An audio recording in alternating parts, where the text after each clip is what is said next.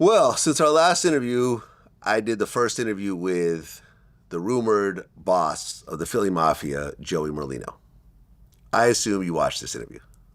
I did not. You watched part of it. I saw snippets of it because it comes up in your feed. You can't help it. Yeah. In the interview, Joey Merlino said that you and your dad were rats. Franzese, Sammy the Bull, I don't even know, Sicali, whatever. They're all, that fat kid, Ruggiero, whatever the fuck his name, he said they changed their life. That's what they say. Yeah, they changed their life when the fucking handcuffs went on them. Let me ask you a question. If Sammy the Bull and all them, whatever the fuck the names are, Franzese, all these rats never got locked up, where would they be right now? You tell me. I'm not sure. Probably doing the same thing they were doing before they got Philly locked and Eddie. up. Yeah, Philly and Eddie. His mother used to love it when they called it. They used to write in the paper, crazy Philly and Eddie. She loved it. He would be in Atlantic City. Sammy the Bull be on Mulberry Street. Franzese, now he found God. They all found God. You didn't find, when you were robbing the fucking government out of gas money, you didn't find God. You didn't go to church and give them no fucking money. You were a fucking tough guy walking around New York. I didn't co-sign this. He said what he said, and I didn't chime in. He called a lot of people rats. He called Sammy the Bull a rat.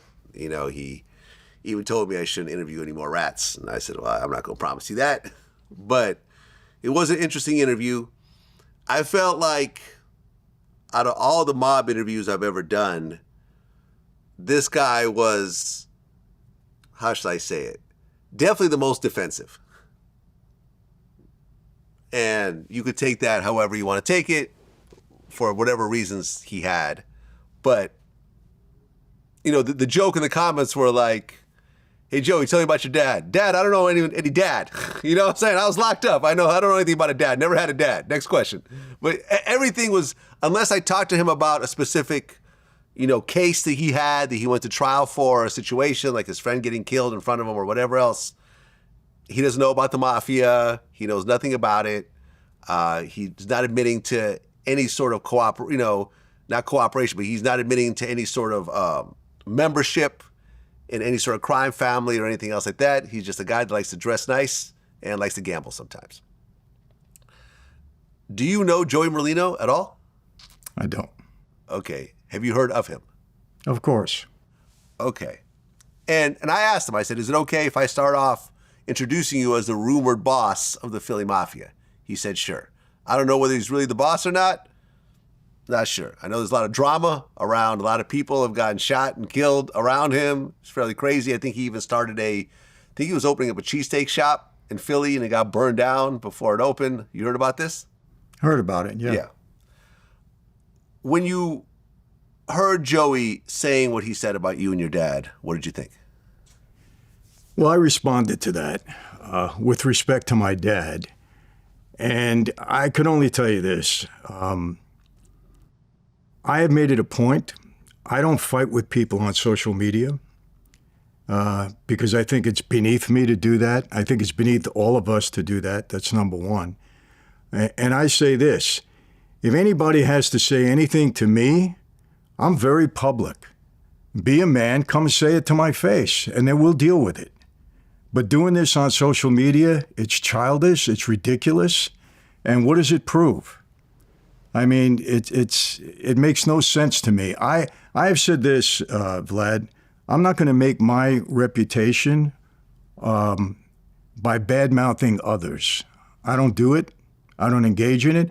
I'll talk about Joe Biden. I'll talk about Kamala Harris because they're destructive to my country. I don't know them, but that's politics, and I'll get into that. But as far as name-calling back and forth with people on social media, I don't engage in it. I don't intend to engage in it. And if anybody has anything to say to me, no matter who it is, come to me like a man, and we'll deal with it. I'm not afraid to talk to somebody. I'm not hiding. I'm very public. I'm out there. So anybody wants it from my old life or anything else, come and see me. We're not going to deal with it on social media. That's been my position, and I maintain that position. So if Joey was in LA right now, he said he wanted to meet up with you in person, you would do it? Absolutely. Okay. Would you come alone or would you bring somebody? I'm not afraid. I'm not. Why do I need anybody? Really? Yeah. I mean, Why? I bring security into situations that I think might be dicey. No, not you? I'm not worried. Really? No, You not wouldn't at bring a all. weapon with you? Nothing? Not at all. Okay. And I welcome the situation. You got something to say to me? You know, you don't like something I did, or you have a beef with me? Come and talk to me like a man. Social media? What is that? Well, you made a video. You said, Joey Merlino, don't flatter yourself. Yeah, I responded. Let me tell you something. You want to say something about me, that's one thing. You say something about my father that is absurd and ridiculous, I'll defend my dad. And that's all I did. Because my dad, let me tell you something, there wasn't another stand-up guy like my dad in that life. I shouldn't say that. There wasn't anybody better than him. He's at the top when it comes to stand-up. My dad would not, he just wouldn't in any way, shape, or form ever do anything that was anti that life. That's my dad. Right. You said that Joey wouldn't say what he said to your face or to your father's face. No way. To my father? Absolutely not. And if he wants to say it to me, I welcome it. Maybe we can get you guys on the same show. You down for it? Like I said, you got something to say to me, say it to my face.